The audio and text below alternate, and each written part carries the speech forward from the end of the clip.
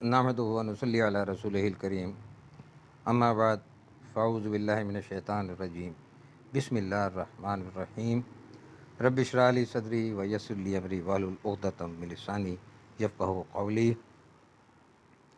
آج بھی آپ کا سوال نوجوانوں بہت اچھا ہے کہ آپ نے عقائد یا عقیدے کے بارے میں پوچھا ہے۔ میں مختصراً عرض کیے دیتا ہوں کہ بنیادی طور پر مجھے یہ لفظ قرآن اور حدیث میں نہیں ملا۔ عقیدے کے لفظ سے مراد یہ لی جاتی ہے کہ وہ اعمال یا وہ باتیں کہ جن پر اگر ہمارا ایمان نہیں ہوگا تو ہم مسلمان نہیں رہیں گے۔ تو اس بارے میں قرآن نے لفظ عقیدہ استعمال نہیں کیا۔ نبی پاک صلی اللہ علیہ وآلہ وسلم کے ارشادات پاک میں بھی یہ لفظ مجھے کہیں نظر نہیں آیا۔ احادیث کے کسی مجموعے میں بھی یہ لفظ نہیں ملا۔ تو یہ بعد میں آنے والا لفظ ہے، لیکن اللہ تعالیٰ خود اس بارے میں کیا کہتے ہیں کہ مسلمان ہونے کے لیے کیا ضروری ہے، تو وہ انہوں نے بیان فرما دیا کہ اللہ پر ایمان لانا ہے، اللہ کی کتابوں پر ایمان لانا ہے، اللہ کے فرشتوں پر ایمان لانا ہے، یوم آخرت پر ایمان لانا ہے۔ تو یہ پانچ جو ایمان اس کو جو بتایا اللہ تعالیٰ نے، انہیں ایمانیات، قرآن نے اسے بار بار ایمانیات کہا ہے۔ آمنت باللہ و ملائکتہ و کتبہ و رسولہ والیوم الآخر، یعنی رسولوں پر ایمان لانا ہے۔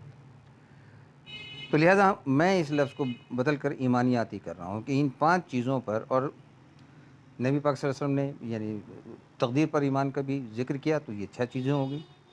تو یہ وہ 6 چیزیں ہیں کہ جن پر آپ کا اگر ایمان ہے تو آپ مسلمان ہیں۔ اگر ان میں سے کسی ایک چیز سے بھی آپ انکار کر رہے ہیں تو آپ مسلمان نہیں رہیں گے۔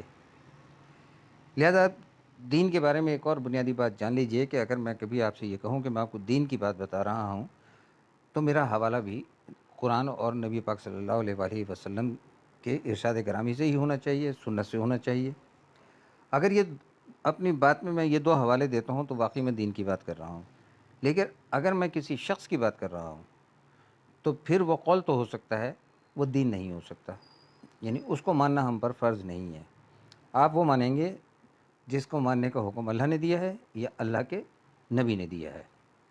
اسی لیے اس بات کو ذہن میں بٹھا لیجئے کہ دین میں اللہ تعالیٰ نے آل عمران کی آیت نمبر 7 میں واضح کر دیا ہے کہ جو محکم ہے اس پر آپ نے عمل کرنا ہے، اور جو متشابہات ہیں ان پر آپ نے ایمان لانا ہے۔ تو آپ کبھی غور کیجئے گا کہ ہمارے جتنے بھی باہمی اختلافات ہیں جن پہ یہ فرقے بنے ہوئے ہیں، وہ سب کے سب مسائل متشابہات سے ہیں، ان کا دین سے کوئی تعلق ہی نہیں ہے۔ دین کیا ہے کہ آپ نماز پڑھیے، آپ روزہ رکھیے، آپ صاحب ایمان ہیں، صاحب زکوٰۃ ہے تو زکوٰۃ دیجیے۔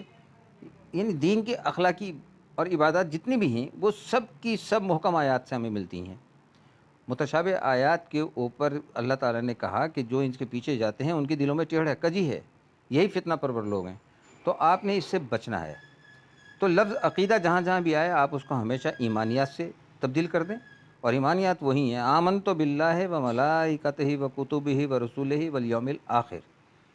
یہ ایمان ہے، اس میں تقدیر شامل کر لیجئے نبی پاک کے فرمان کے مطابق، تو آپ کی ایمانیات مکمل ہوگی۔ باقی ساری فروعی باتیں ہیں اور ان باتوں کا ایمان سے یا دین سے کوئی تعلق نہیں ہے۔ میرے خیال میں اتنی ہی بات کافی ہے، تھوڑا سا آپ اس میں مزید کتابوں کو پڑھیں گے تو بات آپ کو واضح ہو جائے گی۔